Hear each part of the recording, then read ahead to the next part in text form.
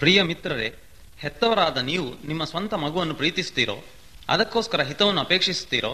ನಮಗೆ ನಮ್ಮ ಮಕ್ಕಳ ಮೇಲೆ ಇರುವ ಪ್ರೀತಿಗಿಂತಲೂ ದೇವರಿಗೆ ನಮ್ಮ ಮೇಲಿರುವ ಪ್ರೀತಿಯು ಕಡಿಮೆ ಎಂದು ನೆನೆಸ್ತೀರೋ? ದೇವರು ನಮ್ಮನ್ನು ಎಷ್ಟು ಪ್ರೀತಿಸುತ್ತಾನೆಂದು ತೋರಿಸುವುದಕ್ಕೋಸ್ಕರ ಯೇಸು ಹೇಳಿದ ಒಂದು ಸಂಗತಿಯನ್ನು ಕೇಳಿರಿ. ಒಬ್ಬ ಐಶ್ವರ್ಯವಂತನಿದ್ದನು. ಅವನಿಗೆ 2 ಮಕ್ಕಳು. ಅವನು ಅವರಿಬ್ಬರನ್ನು ಬಹಳವಾಗಿ ಪ್ರೀತಿಸುತ್ತಿದ್ದನು. ಹಿರಿಯವನು ವ್ಯವಸಾಯ ಮಾಡುತ್ತಾ ತಂದೆಗೆ ಸಹಾಯಿಸುತ್ತಿದ್ದನು.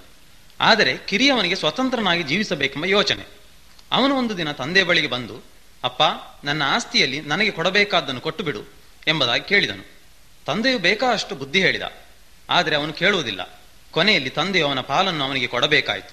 ಸ್ವಲ್ಪ ಸಮಯದ ಮೇಲೆ ಈ ಕಿರಿಮಗನು ತನ್ನದೆಲ್ಲವನ್ನು ಕೂಡಿಸಿಕೊಂಡು ಎಲ್ಲೋ ದೂರ ದೇಶಕ್ಕೆ ಹೋಗಿಬಿಟ್ಟ. ಅಲ್ಲಿ ಹೋಗಿ ಸಕಲ ಸುಖಭೋಗಗಳಲ್ಲಿ ಸಕಲ ಪಾಪಗಳಲ್ಲಿ ಜೀವಿಸಿ ತನ್ನ ಹಣವೆಲ್ಲ ಖರ್ಚು ಮಾಡಿಬಿಟ್ಟನು. ಆಮೇಲೆ ಹಣವಿಲ್ಲ, ಆಹಾರವಿಲ್ಲ, ಇನ್ನು ಅವನಿಗೆ ಎಲ್ಲಿಯೂ ಕೆಲಸ ಕೂಡ ಸಿಕ್ಕಲಿಲ್ಲ. ಹೀಗೆ ಅವನು ಗತಿಯಿಲ್ಲದವನಾದನು. ಎಲ್ಲಿ ತನಗೊಂದು ಉದ್ಯೋಗ ಸಿಕ್ಕಿತೆಂಬುದಾಗಿ ನೋಡಿದ ಅವನು. ಕೊನೆಯಲ್ಲಿ ಒಬ್ಬ ವ್ಯವಸಾಯಗಾರನು ತನ್ನ ಹಂದಿಗಳನ್ನು ಸಾಕುವ ಕೆಲಸಕ್ಕೆ ಇವನನ್ನು ನೇಮಿಸಿದನು. ಈ ಐಶ್ವರ್ಯವಂತನ ಮಗನಿಗೆ ಸಿಕ್ಕಿದ ಹೀನ ಕೆಲಸ ನೋಡಿರಿ. ಇಷ್ಟಿದ್ದರೂ ತನ್ನ ಹೊಟ್ಟೆಗೆ ಬೇಕಾದಷ್ಟು ಸಂಪಾದನೆ ಮಾಡಿಕೊಳ್ಳುವುದಕ್ಕೆ ಅವನಿಂದ ಆಗುವುದಿಲ್ಲ. ಇನ್ನು ಈ ಹಂದಿಗಳು ತಿನ್ನುವ ಹೊಟ್ಟನ್ನಾದರೂ ತಿಂದು ಹೊಟ್ಟೆ ತುಂಬಿಸಿಕೊಳ್ಳೋಣವೆಂದರೆ ಅದು ಆಗುವುದೆಲ್ಲಿ? ಯಾರು ಅವನಿಗೆ ಏನೂ ಕೊಡಲಿಲ್ಲ. ಒಂದು ದಿನ ಇವನಿಗೆ ಬುದ್ಧಿ ಬಂತು. ಅವನು ಯೋಚನೆ ಮಾಡಿದ, ನನ್ನ ತಂದೆಗೆ ಬೇಕಾದಷ್ಟು ಕೂಲಿ ಆಳುಗಳಿದ್ದಾರೆ, ಅವರು ತಿಂದು ಮಿಕ್ಕುವಷ್ಟು ಆಹಾರ ನನ್ನ ತಂದೆಗಿದೆ. ಯಾಕೆ ನಾನಿಲ್ಲಿ ಹಸಿವಿನಿಂದ ಸಾಯಬೇಕು? ನಾನು ಎದ್ದು ನನ್ನ ತಂದೆಯ ಮನೆಗೆ ಹೋಗುವೆನು.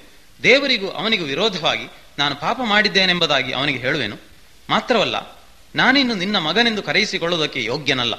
ಆದ್ದರಿಂದ ನಿನ್ನ ಕೂಲಿ ಆಳುಗಳಲ್ಲಿ ಒಬ್ಬನಂತೆ ಮಾಡಿಬಿಡು ಎಂಬುದಾಗಿಯೂ ಹೇಳುವೆನು ಎಂದು ಯೋಚಿಸಿ ಎದ್ದು ನೆಟ್ಟಗೆ ತಂದೆಯ ಮನೆ ಕಡೆ ಹೊರಟನು.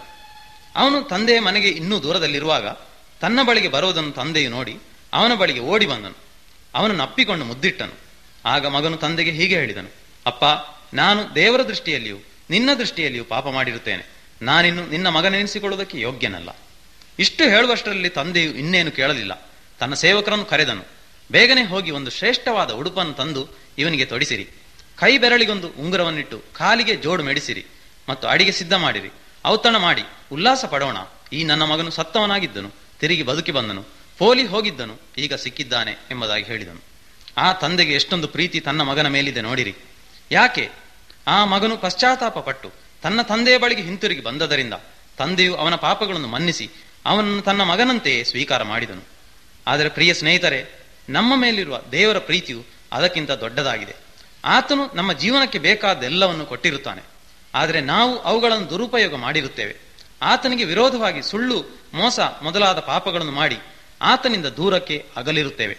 ಸತ್ಯ ದೇವರಿಗೆ ಸಲ್ಲಿಸಬೇಕಾದ ಮಾನ ವಿಗ್ರಹಗಳಿಗೆ ಸಲ್ಲಿಸಿರುತ್ತೇವೆ. ನಮ್ಮ ಮನಸ್ಸಿಗೆ ಸಮಾಧಾನವು, ಆತ್ಮಗಳಿಗೆ ವಿಶ್ರಾಂತಿಯೂ ಇಲ್ಲ. ಆದರೆ ಆತನು ಇನ್ನೂ ನಮ್ಮನ್ನು ಪ್ರೀತಿಸುತ್ತಾನೆ. ನಮಗೆ ಜ್ಞಾನೋದಯವಾಗಬೇಕೆಂಬುದಾಗಿಯೂ ನಮ್ಮ ಪಾಪಗಳಿಗಾಗಿ ಪಶ್ಚಾತ್ತಾಪ ಪಟ್ಟು ಆತನ ಬಳಿಗೆ ಹಿಂತಿರುಗಬೇಕೆಂಬುದಾಗಿಯೂ ಆತನು ಅಪೇಕ್ಷಿಸುತ್ತಾನೆ.